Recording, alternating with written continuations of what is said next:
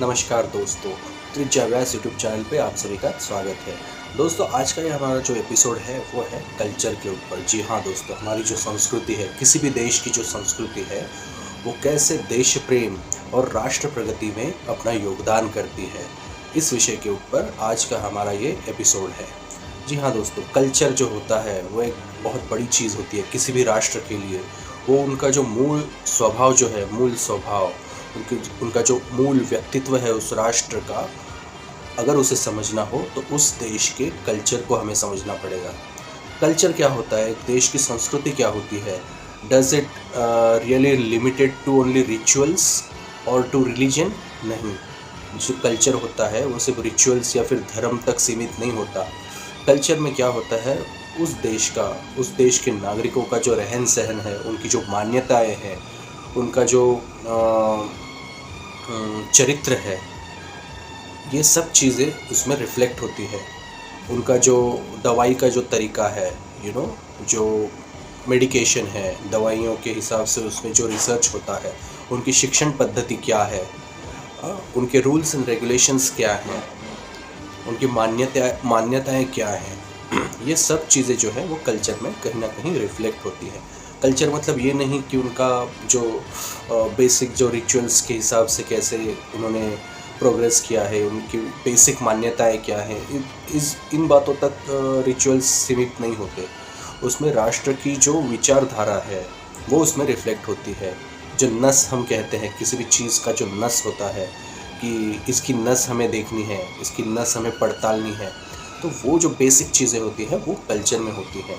तो ये कल्चर जितना स्ट्रांग होता है, वो हर एक राष्ट्र का अपना अपना एक कल्चर होता है, उसके इतिहास के हिसाब से, उसके पुराणों के हिसाब से, देवी देवताओं के मान्यताओं के हिसाब से, और लोगों का जो रहन सहन है, उनकी जो शिक्षण पद्धति है, आरोग्य पद्धति है, तो उसके हिसाब से जो कल्चर है वो वहाँ पर विकसित होता है। तो उस कल्चर के हिसाब से एक राष्ट्र की जो प्रगति है, एक राष्ट्र की उन्नति है, उसका जो देश प्रेम है, इन चीज़ों को ये कल्चर कैसे गाइड करता है, इसमें वो उस देश का कल्चर कितना महत्वपूर्ण योगदान देता है, इसके ऊपर आज का हमारा ये एपिसोड है। जी हाँ दोस्तों, ये बहुत ही डिटेल भरी बात है, बहुत ही वैचारिक बात है जो आज मैं आपसे करने जा रहा हूँ।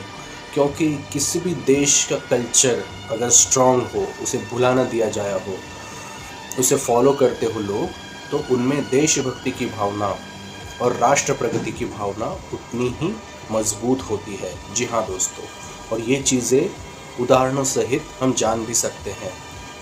कैसे बहुत सारे देश थे वो आज से 70 साल पहले बहुत गरीबी में थे, या फिर जिनको फ्रीडम नहीं मिला था, स्वतंत्रता नहीं मिली थी, लेकिन स्वतंत्रता के बाद पहले 30 साल परिस्थितियों से झगड़ने के बाद कैसे उनको राष्ट्र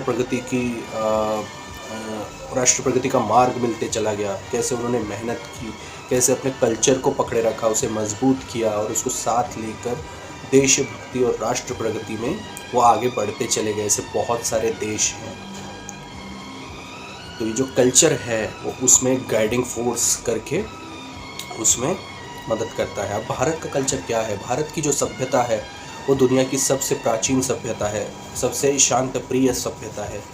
ये जो हमारे जो रिचुअल्स है, हमारी जो मान्यताएं हैं, हमारी जो दिनचर्या है, उसमें बहुत सारा योगदान जो है वो हमारे कल्चर का है। कैसे हम एक एक चीज़ें करते हैं दिन भर की, कैसे हम खाद्य संस्कृति है, वस्त्र संस्कृति है, हमारे जो घरों का जो चयन है, घरों के जो शास्त्र है, वास्तुशास्त्र है, तो इन सारी चीज़ों का जो इंक्लूजन है, उसके ऊपर जो गाइडिंग फोर्स है वो हमारे कल्चर, हमारे संस्कृति का है। तो भारत की संस्कृति तो बहुत प्राचीन है, और ये पाश्चिमात्य देश जो है, यूरोपियन देश है, अमेरिका है, इन्होंने भी ये माना है, इस बात का लोहा माना है कि भारत की संस्कृति जो है वो इतनी उन्नति भरी है, उतनी परिणामकारक है। एक राहणीमान के हिसाब से जो हमारा रहन सहन होता है, उसमें जो उपयुक्त चीज़ें जो होती हैं, उपयुक्त जो मूल्य होते हैं, वो हमारे कल्चर में हमने पहले से ही एक्वायर करके रखे हुए हैं। तो ये जो फॉरेन की कंट्रीज़ है, उनकी भी इस बारे में एक स्ट्रॉन्ग ओपिनियन है कि जो भारत का जो कल्चर है वैसा कल्चर कहीं और नहीं है, जिसमें अध्यात्म, स्पिरिचुअलिज्म और साइंस, विज्ञान, इन दोनों का मिलाप बराबर है। जिसमें जो आदमी को, किसी भी व्यक्ति को जो चीज़ें लगती हैं, बेसिक चीज़ें लगती हैं अध्यात्म और साइंस के हिसाब से, तो उसका बराबर एक बैलेंस्ड तरीके से उसे नापा गया है इस कल्चर में। तो हमारा कल्चर क्या था basically, it was not limited up to Puranas, mythology या फिर जो एपिक्स है वहाँ तक ही हमारा कल्चर सीमित नहीं था।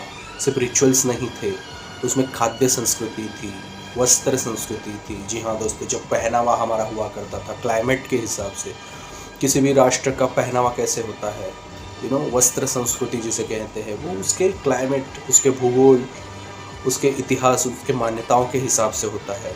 तो वो सब चीज़ें हैं। रहणीमान कैसे होता है, तो ये सारी चीज़ें कल्चर में कवर हो जाती है। तो अगर उसे एक एक चीज़ में अगर डिटेल में देखा जाए तो हमारे कल्चर में हमारी आरोग्य जो सुविधाएं हैं उसके हिसाब से हमारे कल्चर में था आयुर्वेद। जी हाँ दोस्तों, आयुर्वेद दुनिया का सबसे प्राचीन आरोग्य पद्धति का उपाय हुआ करता था। सबसे प्राचीन जो भी फॉरेन कंट्रीज़ हैं, जो जितनी भी दवाइयाँ बनाती है, उनका ये मानना है कि जो केमिकल प्रोसेसिंग से जो दवाइयाँ बनती है उससे कहीं ज़्यादा परिणामकारक आयुर्वेद के उपाय है। जी हाँ दोस्तों, आयुर्वेद के उपाय जो निसर्ग हमें देता है, ये जो प्योर निसर्ग में हमारे जो वनस्पतियाँ उगती हैं, उन वनस्पतियों के हिसाब से जो दवाइयाँ हम बना सकते हैं, उस आयुर्वेद का दुनिया में कहीं और तोड़ नहीं है। उसके हिसाब से जो हमारे शरीर को परिणाम मिलता है, जो सुकून मिलता है, जो दवाई का इलाज मिलता है, वो भी बहुत सारा परिणामकारक उपाय मिलता है। तो ये जो आयुर्वेद है, इसे बढ़ावा देना एक परिणामकारक उपाय हो सकता था।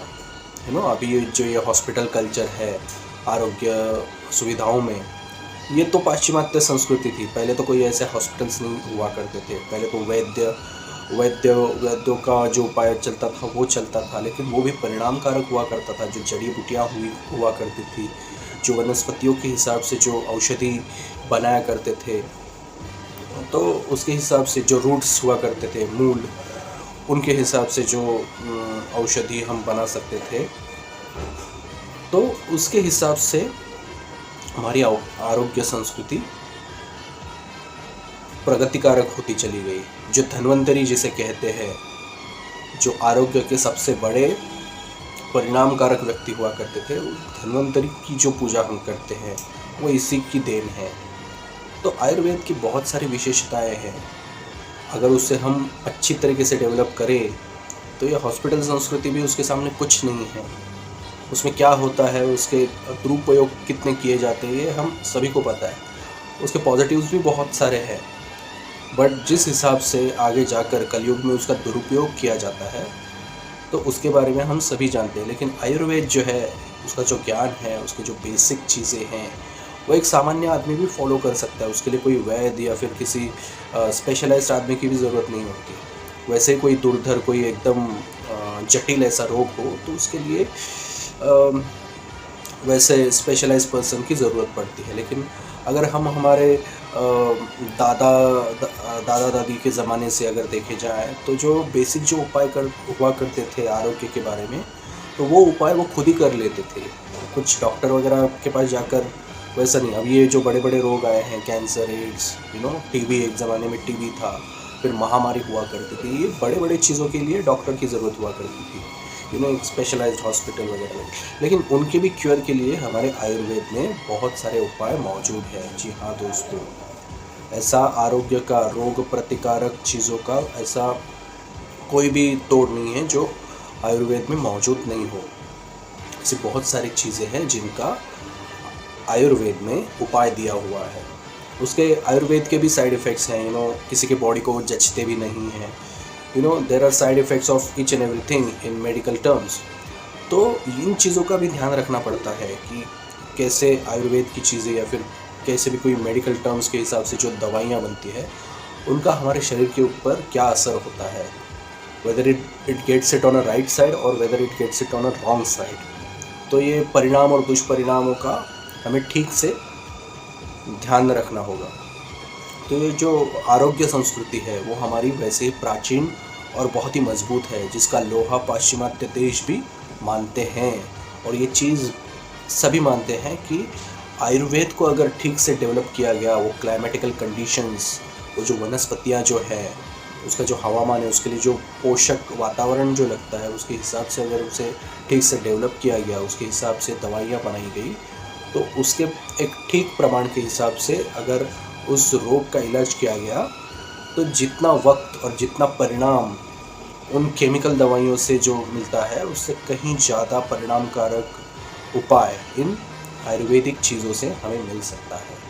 लेकिन again, I am not a doctor और I am not a medical expert जिसमें मैं ये कह सकूँ कि आयुर्वेद पूरी तरीके से किसी भी आदमी को रोग मुक्त इलाज दे सकता है। किसी की बॉडी को नहीं जचता, किसी की बॉडी को जचता है, किसी को उपाय बहुत जल्दी आ जाता है, किसी को नहीं आ पाता। तो ये अपनी अपनी बॉडी उस इलाज को कैसे रिएक्ट करती है, उन दवाइयों के साथ कैसे उनका मेल होता है, तो ये देखना भी एक बहुत बड़ी बात है। ये एक विश्लेषण का विषय है। तो हमारी आरोग्य संस्कृति में ये आयुर्वेद का महत्व बहुत ही बड़ा है। हमारी शिक्षण संस्कृति क्या है? जी हाँ दोस्तों, शिक्षण संस्कृति, ये जो रटना रटाना जो आजकल चलता है एजुकेशनल सिस्टम में, जो एक व्यावसायिक स्वरूप उसे मिला है, ये शिक्षण पद्धति नहीं है। This is not an ideal शिक्षण पद्धति। और ये सभी मानते हैं, जो इस फील्ड में काम करते हैं वो भी ये चीज़ें मानते हैं कि ये आइडियल शिक्षण पद्धति नहीं है। ये अंग्रेज़ों ने लादा हुआ एक षड्यंत्र है भारतीयों के ऊपर। इससे पहले हमारी जो शिक्षण पद्धति हुआ करती थी बहुत ही समृद्ध हुआ करती थी दोस्तों। जी हाँ दोस्तों, हमारे सनातन धर्म में जो 4 आश्रम दिए हुए हैं, ब्रह्मचर्य, गृहस्थाश्रम, वानप्रस्थाश्रम और संन्यासाश्रम, इसमें जो पहला जो आश्रम है वो ब्रह्मचर्य का है, जिसमें किसी भी व्यक्ति को एक बेसिक एजुकेशन के लिए अपने गुरु के आश्रम में जाना पड़ता था। और वही हमारा शिक्षण पद्धति का कल्चर है, वही हमारी शिक्षण पद्धति की संस्कृति है, जिसमें उस वक्त विद्यापीठ हुआ करते थे। नालंदा है, तक्षशिला है, पाटलिपुत्र है। यहाँ पर जग भर के विद्यार्थी अध्ययन के लिए आया करते थे। जी हाँ दोस्तों, गुरु संस्कृति जो थी, विद्यापीठों का जो कल्चर था, वो बहुत ही स्ट्रांग हुआ करता था। ऐसा नहीं कि हमने पुस्तकी ज्ञान या फिर मौखिक ज्ञान के हिसाब से ज्ञान का प्रसारण किया, वैसे नहीं था। उसमें जो विद्यापीठों में जाकर जो विद्यार्थी रहा करते थे, उसमें बेसिक चीज़ यही थी कि विद्या का उपयोग आचरण में कैसे किया जाए, प्रैक्टिकलिटी में कैसे किया जाए। जब तक वो आचरण में, हमारे पूरे आचरण में नहीं आ जाता, उस ज्ञान का कोई फ़ायदा ही नहीं हो सकता। वो सिर्फ एक पुस्तकी ज्ञान बनकर रह जाता है, वो सिर्फ एक मौखिक ज्ञान बनकर रह जाता है।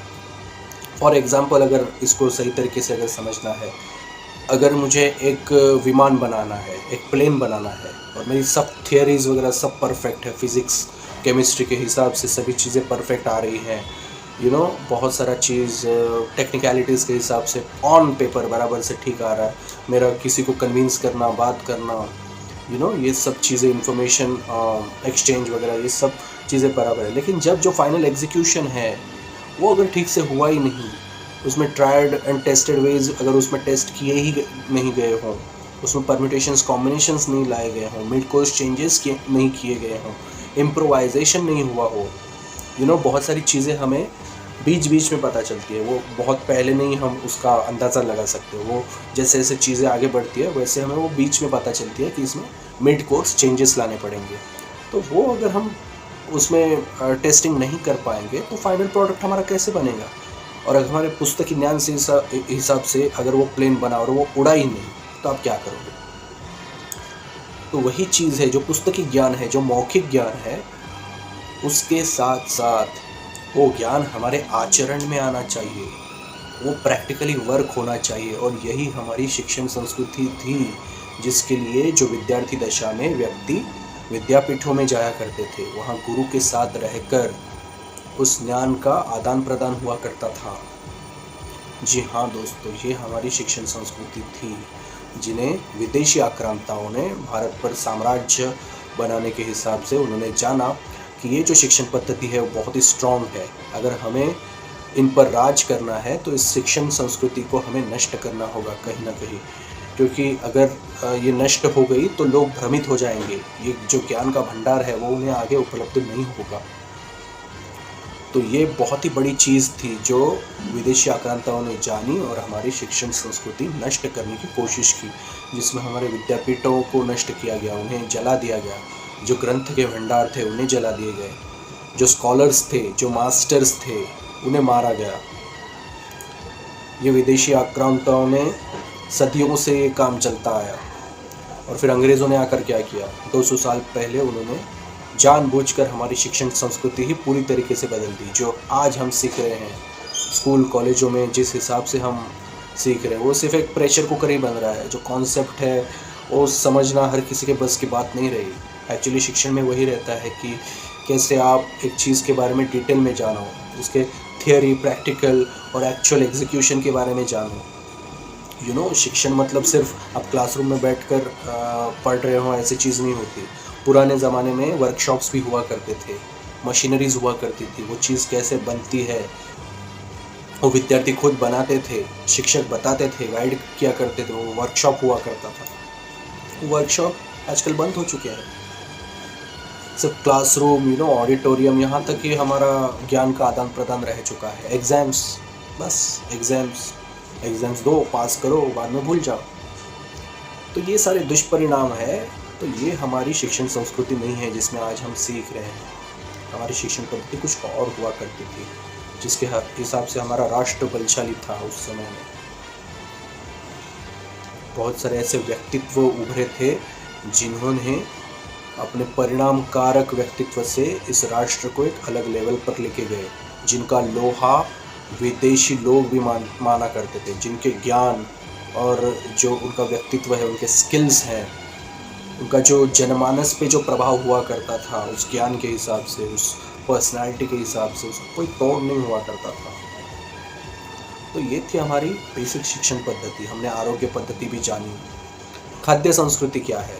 खाद्य संस्कृति, मसालों का तो यहाँ पे क्लाइमेटिकल कंडीशंस के हिसाब से मसाले हैं, चाय है, बहुत सारे जो पल्सेस हैं, राइस, ग्रेन्स, व्हीट वगैरह, इनके जो सारे जो बेसिक इसमें जो प्रकार आते हैं, ये कहीं और देखने को नहीं मिलता दोस्तों। खाद्य संस्कृति भी बहुत ही बड़ा कार्य करती है हमारे ओवरऑल जो कल्चर है उसमें। ये जो हमारा क्लाइमेटिकल कंडीशंस है, दुनिया का सबसे बेस्ट क्लाइमेटिकल कंडीशन है। जो मानसून के जो रेन्स आते हैं, 3 जो ऋतु है हमारे बेसिक, समर, रेनी और विंटर, ये कहीं और देखने को नहीं मिलता। अब फॉरेन कंट्रीज़ में चले जाओ, 12 के 12 महीने वहाँ पर बर्फ़ होती है, सूर्य प्रकाश नहीं आ पाता। ये जो मैगी हम खाते हैं, बहुत ही चाव से खाते हैं, वो एक फ्रोज़न फूड है मैगी। वो पाश्चात्य संस्कृति में उन लोगों ने, विदेशी लोगों ने क्यों बनाया? क्योंकि 12 महीने उनकी ज़मीन बर्फ़ से ढका करती थी, खेती का कोई चांस ही नहीं, सूर्य प्रकाश आने का कोई चांस ही नहीं। तो उन्होंने आपातकालीन परिस्थितियों में ये फ्रोज़न फूड बनाने की टेक्निक डेवलप की, जिसे हम बहुत ही पॉलिश तरीके से चाव से खाते हैं। लेकिन वो एक मजबूरी भरा खाद्य है। जी हाँ दोस्तों, ये जो फ्रोज़न फूड है, नूडल्स वगैरह जो हम खाते हैं, वो एक मजबूरी है उन लोगों की, जिसके हिसाब से उन्हें वो डेवलप करना पड़ा। लेकिन हमारी खाद्य संस्कृति, आप भारत के किसी भी राज्य में चले जाए, किसी भी अलग अलग जो धर्म है, पंथ हैं, उनमें चले जाए, वहाँ पर हर एक की अपनी अपनी एक सशक्त खाद्य संस्कृति है, जिसके हिसाब से उनके कल्चर में उसे एक बहुत बड़ा प्रभाव प्राप्त हो चुका है। तो खाद्य संस्कृति भी हमारे ओवरऑल कल्चर में बहुत ही बड़ा योगदान देती है। जी हाँ दोस्तों, ऐसे बहुत सारे खाद्य प्रकार हैं जो हमारे आरोग्य में परिणामकारक प्रभाव देते हैं, और एक क्लाइमेट के हिसाब से है। ये जो फॉरेनर्स आते हैं वो यहाँ पर क्यों इतना लगाव से रहते हैं? क्योंकि उन्होंने ये बेसिक चीज़ें जानी कि भारत के पास जो है वो कहीं और नहीं है।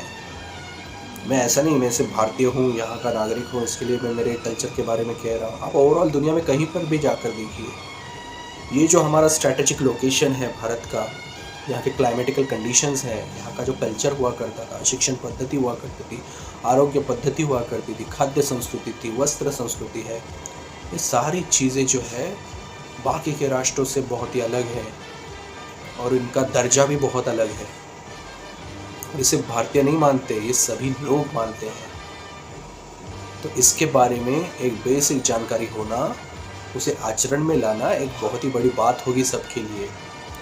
तो इसके लिए मैं हमारा यही कहना है कि किसी भी देश की संस्कृति जो है वो देश प्रेम और राष्ट्र प्रगति में महत्वपूर्ण योगदान देती है। आपको सिर्फ इंडिया पाकिस्तान के मैचेस नहीं लगते, या फिर कोई देशभक्ति पर फिल्म नहीं लगता, या फिर इंडिपेंडेंस डे, रिपब्लिक डे, इन चीज़ों पर ही देशभक्ति हमारे मन में आना, ये सब चीज़ें नहीं होती। वो हमारा कल्चर ही है जो हमें चौबीसों घंटे गाइड करता है हमारे देशभक्ति पर, हमारे राष्ट्र प्रगति पर।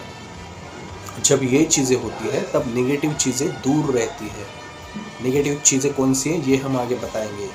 इसके लिए हमारा कल्चर जो है बहुत ही कारगर साबित होता है दोस्तों। जी हाँ दोस्तों, ये बहुत ही एक बड़ी बात है। जी हाँ दोस्तों, अब तक हमने बात की थी सकारात्मकता की, अब हम बात करेंगे नेगेटिविटी की, नकारात्मकता की। जो हमारा कल्चर जो है, जो किसी भी राष्ट्र की प्रगति या फिर देशभक्ति पर कैसे प्रभाव डालता है, इसके सकारात्मक चीज़ें तो हमने देखी, उसके नकारात्मक जो रूप हुआ करते हैं उसे कैसे प्रिवेंट करती है, उसे कैसे कंट्रोल करती है हमारी कल्चर। कोई भी चीज़, कोई भी देश के लोग अगर कल्चरली उतने स्ट्रांग होंगे तो उनमें देशभक्ति पनपती ही पनपती है। क्योंकि एक बार तुम्हारे जो कल्चर है, उसके रहन सहन, उसकी जो मूल्य है, उसके जो सात्विक विचार है, उनको अगर आप बहुत ही दृढ़ता से अगर निभाते हैं तो वैसे ही आपके मन में एक देशभक्ति की भावना वैसे ही जुड़ जाती है। और उसके बाद जो राष्ट्र प्रगति है, उसके लिए उस उन्नति के मार्ग पर वो देश आगे मार्गक्रमण करता है। लेकिन राष्ट्र प्रगति ये सिर्फ कोई एक आसान सा प्रगति का पथ नहीं है दोस्तों। किसी भी राष्ट्र का विकास इकोनॉमिकली, आर्थिक रूप से होना, ये बहुत ही बड़ी बात होती है, जिसमें डिसिप्लिन होता है, बहुत सारा दृढ़ संकल्प होता है, विजन होता है। तो इसमें बीच में एक राष्ट्र की आर्थिक प्रगति में रुकावटें कौन सी है? तो है हमारा भ्रष्टाचार, बराबर, हमारा भ्रष्ट आचरण, महंगाई, घूसखोरी, ऐसे बहुत सारी चीज़ें हैं, देशद्रोह भी है, ऐसे बहुत सारी चीज़ें आप भी जानते हो। तो दीज आर नेगेटिव थिंग्स। तो इन्हें कैसे काटने का काम हमारा कल्चर करता है। अगर हमारे कल्चर के हिसाब से अगर हम सभी चीज़ें फॉलो करें तो वैसे ही हमारे मन में देशभक्ति की, राष्ट्र प्रेम की भावना वैसे ही पनपने लगती है। So one thing is ruled out, जो देशद्रोह का मामला है, देशद्रोह के हिसाब से जो हम पैसे के पीछे भागकर जो देश के साथ गद्दारी करते हैं, वो भावना तो वैसे ही रूल आउट हो जाती है। हमारे मन में चौबीसों घंटे सिर्फ देश प्रेम ही रहेगा। और अगर हम हमारे देश के ऊपर इतना सारा प्यार करते हैं, इतना हमारी देशभक्ति की भावना इतनी स्ट्रांग है, तो फिर हमारे राष्ट्र की उन्नति को कोई नहीं, आगे जाने से कोई नहीं रोक सकता। तो इसके बीच में जो रुकावटें हैं, महंगाई है, घूसखोरी है, भ्रष्टाचार है, भ्रष्ट आचरण है, राष्ट्रद्रोह है, ये चीज़ें ऑटोमेटिकली कंट्रोल हो जाती है। अगर मेरे मन में मेरे राष्ट्र के लिए अच्छी भावना है तो मैं भ्रष्टाचार में पार्टिसिपेट करूँगा ही नहीं। भ्रष्टाचार कोई एक आदमी नहीं करता, भ्रष्टाचार हमेशा चेन सिस्टम में होता है। जी हाँ दोस्तों, बहुत सारे लोग उसमें इन्वॉल्व होते हैं किसी भी सिस्टम के। कोई एक आदमी भ्रष्टाचार कर ही नहीं सकता, क्योंकि अगर वो करे तो वैसे ही वो पकड़ा भी जा सकता है, कभी ना कभी तो पकड़ा जाएगा। लेकिन जब किसी बड़े लेवल का भ्रष्टाचार पकड़ा ही ना जा रहा हो तो समझ लीजिए कि उसमें चेन सिस्टम है और हर कोई उसका लाभ ले रहा है, हर किसी को खुश रखा जा रहा है। तो उस हिसाब से वो भ्रष्टाचार जब भी वो सामने आएगा तब आएगा, लेकिन वो एक लंबे समय तक उसे आगे बढ़ाया जा सकता है। तो इसमें बहुत सारे लोग इन्वॉल्व रहते हैं। इसके लिए वो एक चेन सिस्टम बन जाता है, एक हायरार्की बन जाती है ऊपर से नीचे तक।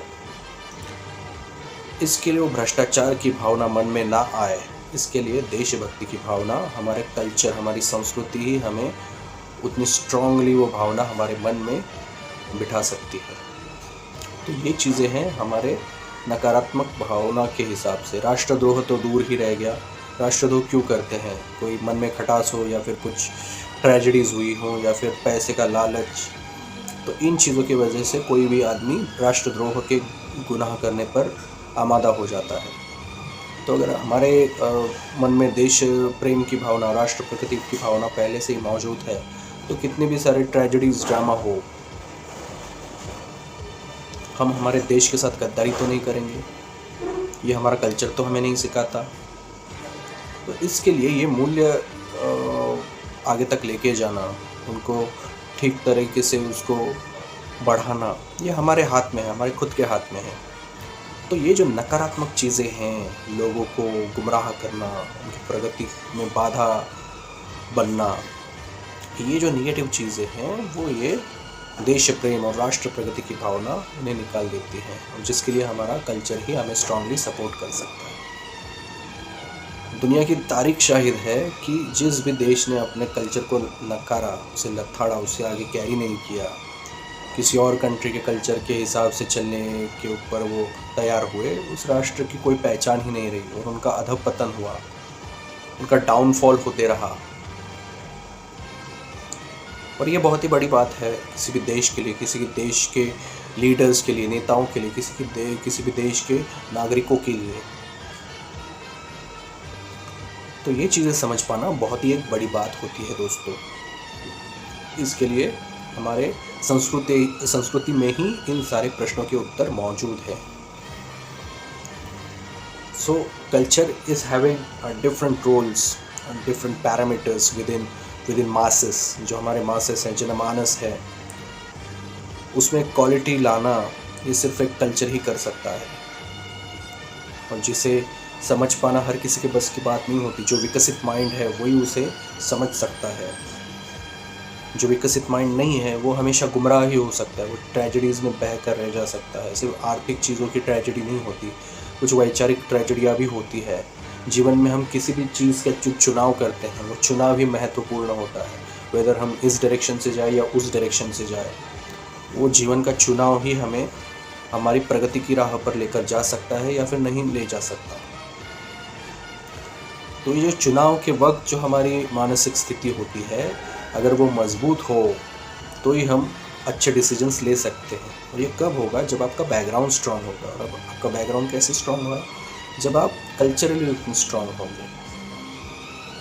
अपनी जो मान्यताएं हैं, अपनी जो संस्कृति है, जब उसे आप स्ट्रांगली उसे फॉलो करते हो तो आपके दिमाग में वैसे ही सकारात्मक भावना का निर्माण होता है, और नकारात्मक भावना वैसे ही पनपने से दूर रह जाती है, वो पैदा ही नहीं होती है। तो जब नकारात्मक भावना ही नहीं हो, मुझे अगर कुछ गलत काम करने की इच्छा ही नहीं होती हो, तो आगे तो मेरा सिर्फ प्रगति के मार्ग पर चलने का ही एक काम बच गया है।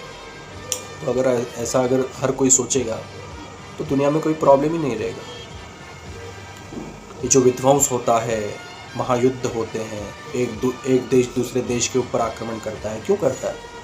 और इसमें भुगतना किसे पड़ता है? सरकारों को, नेताओं को, सैन्य को, एक सैनिक को? नहीं, वो तो बाद में आते हैं। सबसे पहले भुगतना पड़ता है उस राष्ट्र के नागरिकों को। उनका इसमें क्या है? वो तो 24 घंटे अपने कुटुंब को आगे बढ़ाने की बात सोचते रहते हैं, उस हिसाब से काम करते हैं, राष्ट्र की उन्नति में अपना सहयोग देते हैं। तो फिर ये जब विध्वंस की बात आती है, युद्ध की बात आती है, तो सबसे ज़्यादा उस देश के नागरिकों को ही भुगतना पड़ता है। और ये सदियों से हम देखते आ रहे हैं। जो राजा है, साम्राज्य का जो सम्राट है, वो आइदर इसमें जीतता है या फिर मारा जाता है। उसका परिवार इसमें सेफ भी रहता है या फिर मारा भी जाता है। That is the end of story for them. लेकिन लॉन्ग टर्म के लिए भुगतना किसे पड़ता है? उस देश की सिविलाइजेशन को, उस देश की जनता को, सिटीजन्स को, और उनकी आने वाली पुश्तों को, आने वाले जनरेशन्स को। तो ये चीज़ें बहुत ही मैटर करती है कि हम कल्चरली हमारे वैल्यूज़ कितने स्ट्रांगली हमारे मन में रखते हैं, उन्हें कितने स्ट्रांगली हम आगे बढ़ावा देते हैं। वस्त्र संस्कृति क्या होती है? वस्त्र संस्कृति जो हमारा पहनावा है, कोट, सूट, शर्ट, पैंट, ये हमारा पहनावा नहीं है। वो जो उतना टाइट फिटिंग के हिसाब से ये जो वस्त्र पहनते हैं, वो पाश्चिमात्य देशों की देन है, क्योंकि वहाँ पर ठंड है। वहाँ पर काले रंग के सूट क्यों पहना करते हैं? क्योंकि black body is a perfectly the source of getting the heat transformation के हिसाब से ब्लैक बॉडी एक परफेक्ट मटेरियल हुआ करता है। किसी भी काले रंग या सफ़ेद रंग को अगर आप सूर्य की उष्णता में रखें, तो जो काले रंग की जो वस्तु है वो उष्णता को ज़्यादा खींचती है। तो जो पाश्चिमात्य देश हैं, जिनमें 12 ही महीने बर्फ़ गिरा करती है, क्लाइमेटिकल कंडीशंस उतनी स्ट्रांग नहीं होती, वहाँ सूर्य प्रकाश को खींचने के लिए, उष्णता को खींचने के लिए काले रंग के सूट पहनकर उन्हें अपना गुजारा करना पड़ता है। शर्ट पैंट वगैरह ये जो टाइट फिटिंग वाले कपड़े हैं वो पहन कर रहना पड़ता है, क्योंकि ठंडी उतनी होती है। सूट, टाई का महत्व क्या है? टाई के बारे में आप सर्च कीजिए, टाई एक्चुअली में क्यों यूज़ किया करते हैं।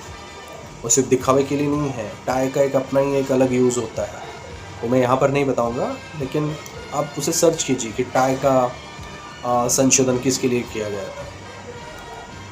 तो हमारा वस्त्र संस्कृति क्या है? हर एक रीजन में आप चले जाए, हर एक प्रांत में चले जाए, वस्त्र संस्कृति अलग अलग है। साउथ में चले जाए, लुंगी है।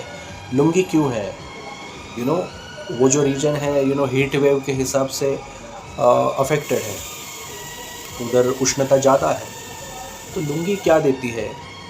लुंगी एक प्रकार से शरीर को वो आराम देती है जो उसे नैसर्गिक रूप से मिलना चाहिए।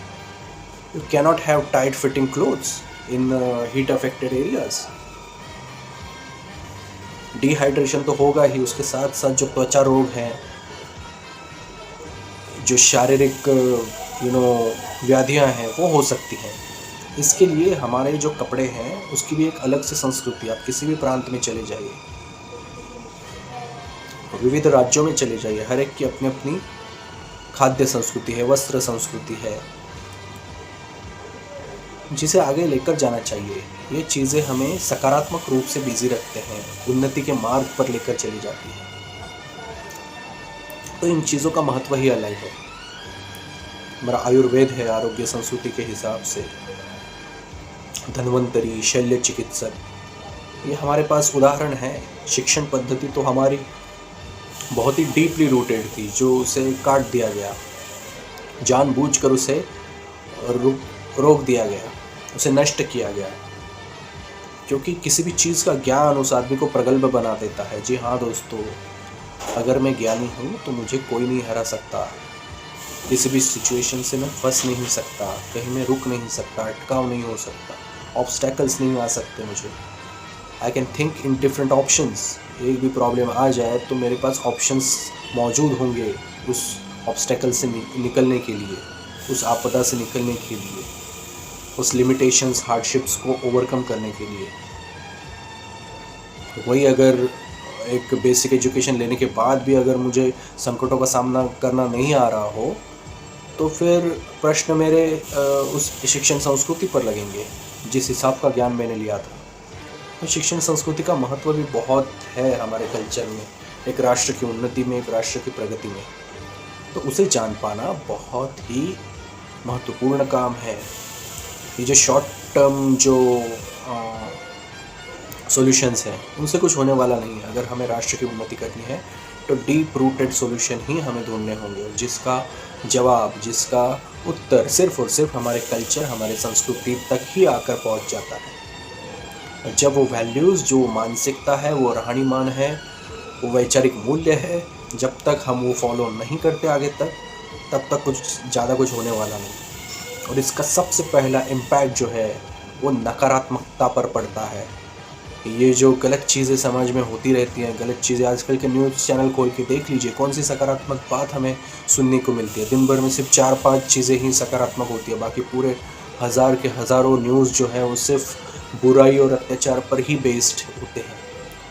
तो जो क्राइम है, गुनाह करते हैं लोग, जो अपराध करते हैं, ये चीज़ें भी, वो मानसिकता भी इससे रोकी जा सकती है।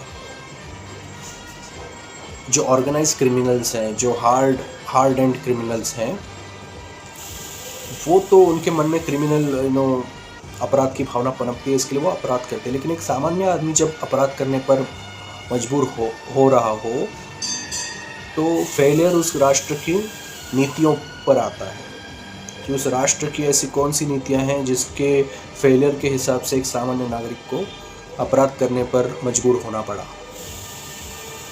तो ये चीज़ें समझना, डीपली समझना बहुत ही इम्पॉर्टेंट होता है। जब भी कोई सिस्टम फेल होती है तो उस सिस्टम का जो कर्ता धर्ता है, उसके जो वैचारिक मूल्य है, वो फेल होते हैं।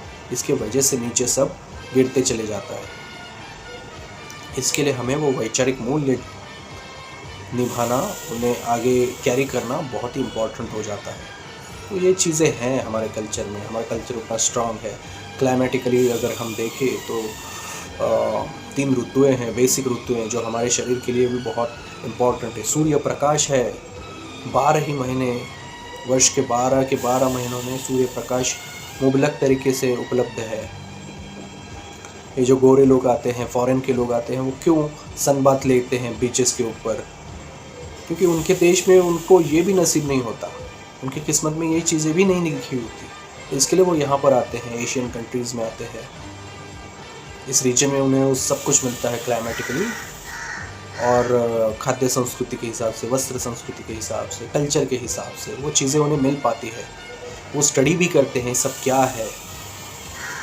बड़े बड़े बिजनेसमैन ने भी जाना है कि बिज़नेस के सारे जो उसूल है, उनके जो उत्तर है, उनके जो प्रश्नों के उत्तर हैं, उनका जो ड्राइविंग फोर्स है वो भगवत गीता में भी है। भगवत गीता में इन सारे प्रश्नों के उत्तर हैं। स्टीव जॉब्स जो एप्पल के निर्माता थे, वो भारत क्यों आया करते थे? स्पिरिचुअलिटी अनुभव करने के लिए। योगा, मेडिटेशन, इन चीज़ों का महत्व उन्होंने इस देश में आकर ही जाना। ये क्या चीज़ें हैं मेडिटेशन, योगा, इसके भी रूट्स अगर आप देखें तो हमारे कल्चर में ही हैं।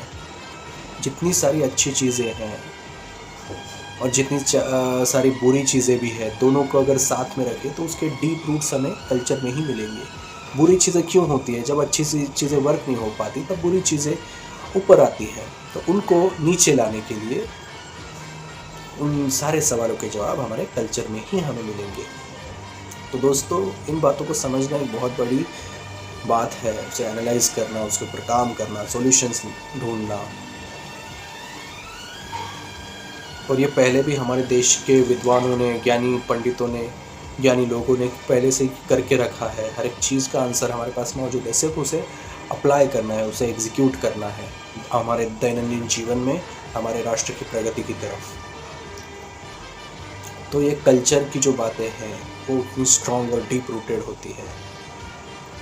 इसके लिए कोई भी वर्ल्ड स्टेज पे जो मीटिंग्स होती हैं नेताओं की, जो बड़े हाई लेवल मीटिंग्स होते हैं वर्ल्ड फोरम पे, जहाँ पर हर एक देश का रिप्रेजेंटेटिव वहाँ पर आता है, तो जब वो भाषण देते हैं तो वो बहुत बार अपनी खुद की भाषा में देते हैं। वो अंग्रेज़ी में नहीं देते, इंग्लिश में भाषण नहीं करते, वो अपने भाषा में भाषण करते हैं, जिसका फिर उन भाषाओं में ट्रांसलेशन होता है कि इस नेता ने कौन से विचार रखे उस मंच पर।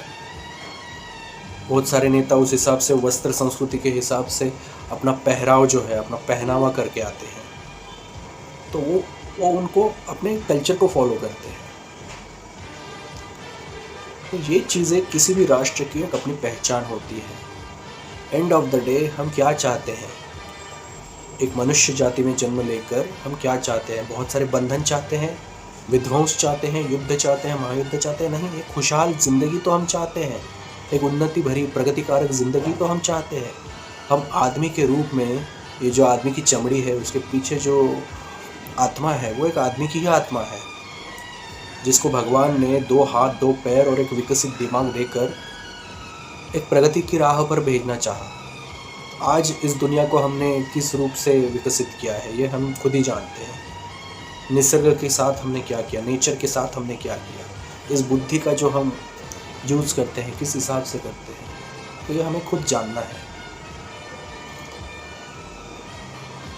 At the end of the day, as a human being, what you want in your life? All the sufferings, all the issues, all the problems? No, definitely no. We want one developed environment, एक विकसित वातावरण, जो मेरे साथ, हर किसी को मेरे साथ जो जुड़ता चला जाए, उनको लेकर हम आगे चलते रहें, एक दूसरे का विकास करें, एक दूसरे को आगे लेकर चलें। बस यही तो हर कोई चाहता है।